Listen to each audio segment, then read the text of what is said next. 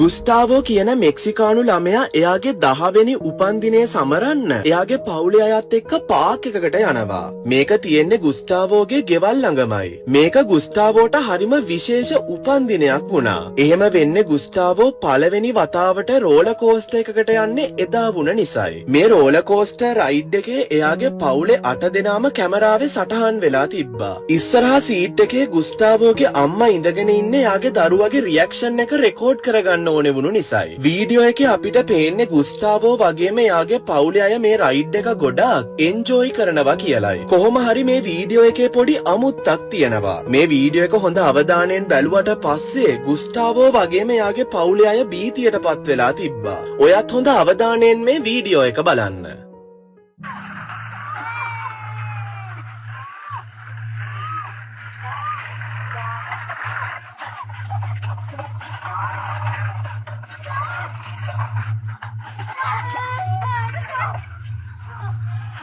Early. Ay.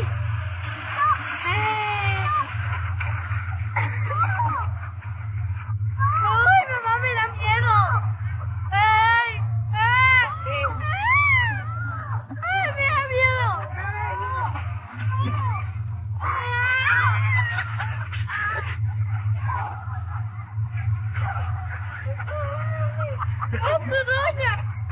¿Otra vez? Sí. Son 3 vueltas, son 5 o 6 vueltas.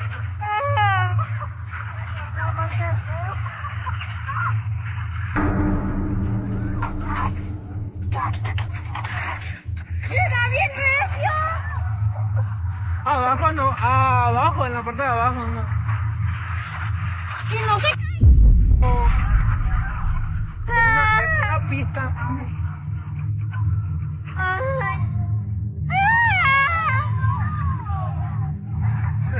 Ay.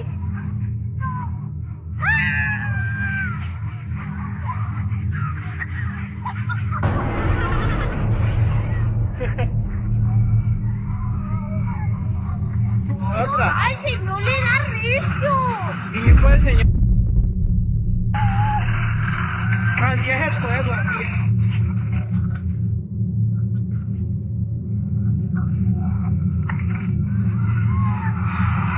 ¿Tiene un brincolín? ¿Cuál?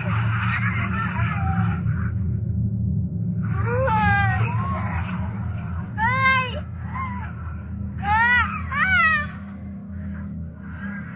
Ay, aquí donde vas me da miedo.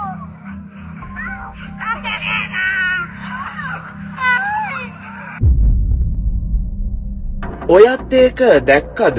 Roller coaster එකේ පළවෙනි හැරවුම කරද්දී අපිට පේනවා coaster එක පිටිපස්සේ කවුරුත් නැහැ කියලා. දෙවෙනි රවුම ගද්දි විනිවිද පේන ඡායාවක් එතන පේන්න තියෙනවා. ඒක පිටිපස්සේ සීට් එකේ ඉඳන් ඉන්නවා හොඳ ආකාරව කැමරා එකේ රෙකෝඩ් වෙලා තියෙනවා. අදටත් ගුස්ටාවෝගේ පවුලේ අය ප්‍රශ්න කරන්නේ කවුද මොකක්ද එදා රෝලර් කෝස්ටර් එකේ ඉඳන් හිටියේ කියලා. මෙච්චර වේගයෙන් යන රෝලර් කෝස්ටර් එකකට කොහොමද කවුරුත් ගොඩ වුණේ කියන එක එයාලට ලොකු ප්‍රශ්නයක් වෙලා තියෙනවා. ගුස්ටාවෝගේ පවුලේ අය තරයේ කියලා තිබ්බේ රෝලර් කෝස්ටර් එක ස්ටාර්ට් කරද්දි මේක පිටිපස්සේ වෙන කවුරුත් හිටියේ නෑ කියලයි. මේක බලපු අය කියලා තිබ්බේ මේක අස්වාභාවික සිද්ධියක් කියලයි. සමහරක් අය කියලා තිබ්බා ගුස්ටාවෝ වගේම එයාගේ පවුලේ අය පිටිපස්සෙන් යක්ෂයෙක් එනවා කියලා. දැන් මෙන්න මේ සිද්ධිය තවත් ඇඟ හිරිවැටෙන එකක් වෙන්නේ මේ පාක් එකේ අතීතයට අපි යන්න ගත්තාමයි. අවුරුදු කීපයකට කලින් කෝස්ටර් එකේ මෙන්න මේ පිටිපස්සේ සීට් එකේම ගියපු දෙන්නෙක්ට යාළගේ ජීවිතේ නැති වෙලා තිබ්බා. ඊට ටික කාලයකට පස්සේ තමයි මේ පාක් එක